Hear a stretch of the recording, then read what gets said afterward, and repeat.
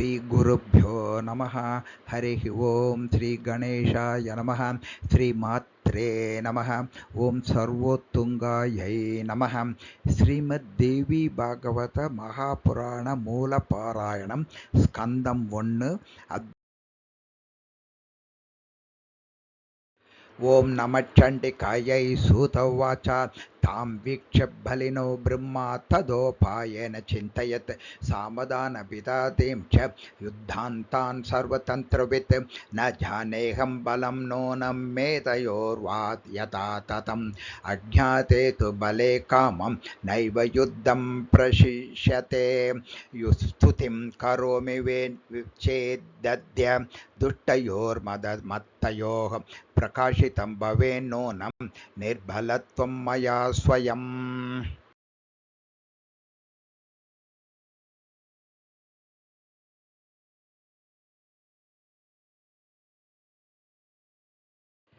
वदिष्यति तथैकोऽपि निर्बलत्वे प्रकाशिते दानं नैवाद्ययोग्यं वा भेदकार्यो मया कथं विष्णुं प्रबोधयामि यद्य शेषे सुप्तं जनार्दनं चतुर्भुजं महावीर्यं दुःखः स भविष्यति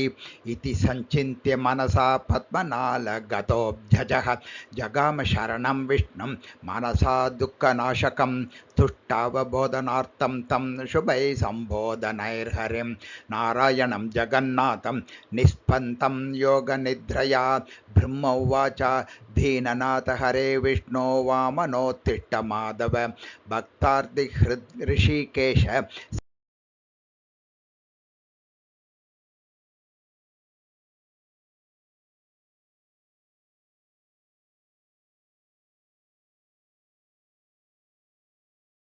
सर्वज्ञ सर्वलोकेश सर्वशक्ति समन्वित उत्तिष्ठोत्तिष्ठ देवेश दुःखनाशन पाहि मां विश्वंभर विशालाक्ष पुण्यश्रवण कीर्तन जगद्योने निराकार सर्गस्थित्यन्तकारक इमौ दैत्यौ महाराज हन्तकामौ मदो दतौ न जानास्यखिलाधार कथं मां संकटे गतम् उपेक्षसेति दुःखार्तं यदि मां शरणं गतं पालकत्वं महाविष्णु निराधारं भवेत् ततः एवं सुतोऽपि भगवान् न बुबोध यदा हरिः योगनिद्रा समाक्रान्तः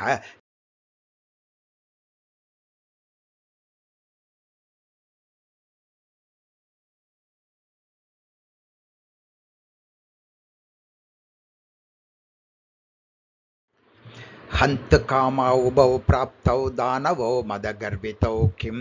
करोमि क्व गच्छामि नास्ति मे शरणं क्वचित् इति संचिन्त्य मनसा निश्चयं प्रतिपद्य च दुष्टावयोगनिद्रां ताम् एकाग्रहृदयस्थितः विचार्य मनसाप्येवं शक्तिर्मे रक्षणे क्षमा यया ह्यचेतनो विष्णुः कृतोऽस्ति स्पन्दवर्जितः व्यचूर्यथा न जानाति गुणां सप्ताधिकानि तथा हरिर्न जानाति निद्रामीलितलोचनः न जहाति यतो निद्रां बहुधा संस्तुतोऽभ्यसौ मन्ये नास्ति वशे निद्रा निद्रायां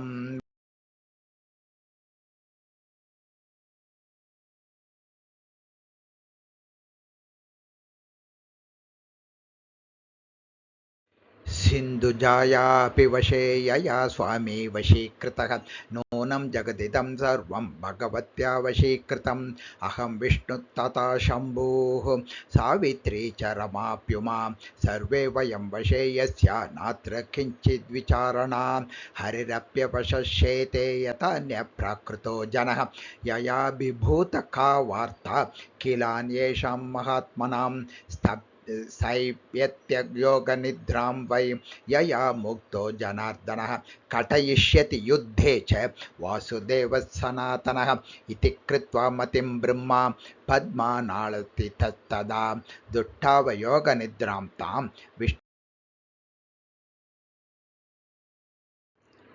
ब्रह्म उवाच देवी त्वमस्य जगतखिलकारणं हि ज्ञातं मया सकलवेदवचोभिरम्ब यद्विष्णुरपि अखिल लोकविवेककर्ता निद्रावशं च गमितः पुरुषोत्तमोऽध्य को वेदते जननि मोहविलासलीलां मूढोऽस्म्यहं हरिरयं विवशश्च चेते ईदृत्तया सकलभूतमनोनिवासे विद्वत्तमो विभुतकोटिषु निर्गुणायाः सांख्या वदन्ति पुरुषं प्रकृतिं च यां तां चैतन्यभावरहितं जगतश्च कर्त्रीं किं तादृशासि कथमत्र जगन्निवासः चैतन्यता विरहितो विहितः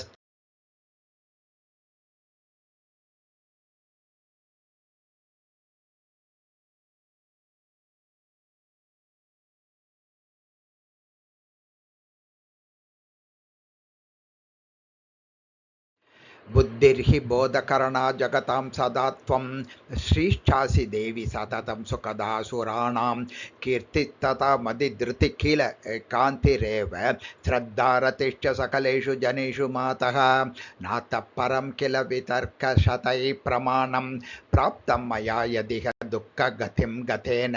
त्वं चात्र सर्वजगतां जननीति सत्यं निद्रालुतां वितरता हरिणात्र दृष्टं त्वं देवि वेदविदुषामपि दुर्विभाव्या वेदोऽपि नूनमखिलार्थदया न वेद यस्माद्वदुद्भवमसौ श्रुतिराप्नुवाना प्रत्यक्षमेव सकलं तव कार्यमेतत्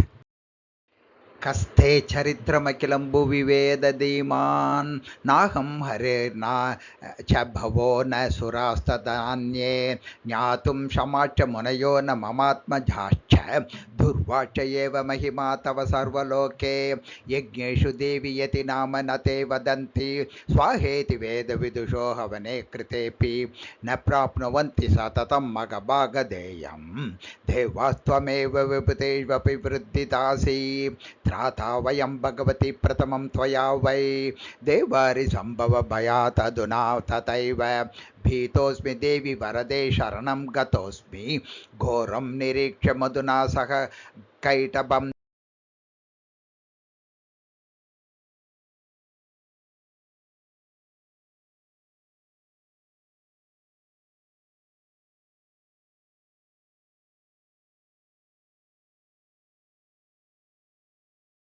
जानन्ति येन तव देवि परं प्रभावं ध्यायन्ति ते हरिहरावपि मन्दचित्ताः ज्ञातं मयाद्य जननी प्रकटं प्रमाणं यद्विष्णुरप्यतितरां विवशोतच्छेते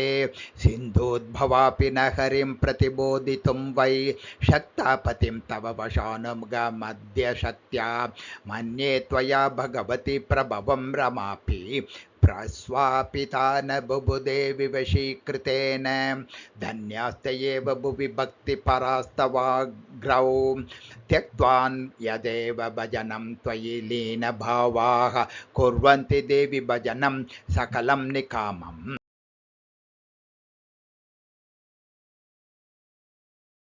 धीकांति कीर्ति शुभ वृत्ति गुणादयस्ते विष्णु गुणास्तु परिहृत्य घताक्व चाद्य भन्ति कृतो हरिरसौ ननु निद्रयात्र शक्त्या तवैव भगवत्यतिमानवध्या त्वं शक्तिरेव जगतामखिल प्रभावा त्वन्निर्मितं च सकलं खलु भावमात्रं त्वं क्रीडसे निज विनिर्मित मोहजाले नाट्ये यथा विहरते स्वकृते नटो वै विष्णुत्वया प्रकटित प्रथमं युगादौ दत्ता च शक्तिरमला खलु पालनाय त्रातं च सर्वमखिलं विवशीकृतोऽद्य यत्रोचते तव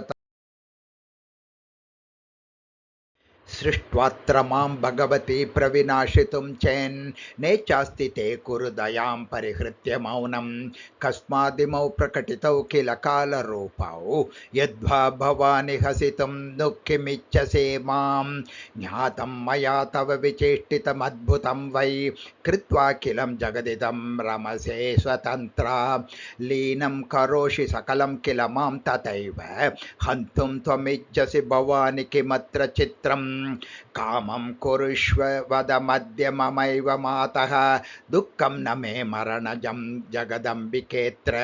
कर्ता त्वयैव विहितः प्रथमं स चायं दैत्या हतोत मृत